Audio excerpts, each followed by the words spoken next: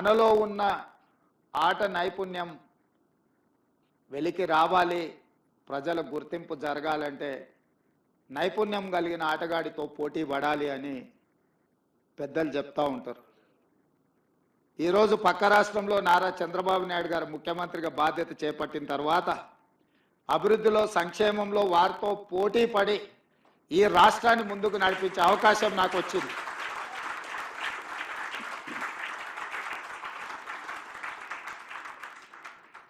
గతంలో 12 గంటలు పనిచేస్తే సరిపోతుంది, అంతకు మించి అవసరం లేదు అనుకునేవాడిని. కానీ ఇప్పుడు వారు 18 గంటలు పనిచేస్తే నేను 12 గంటలతో సరిపెడితే కుదరదు. కాబట్టి మా అధికారులకు, మా సహచరులకు మనం కూడా 18 గంటలు పని చేయాల్సిందే.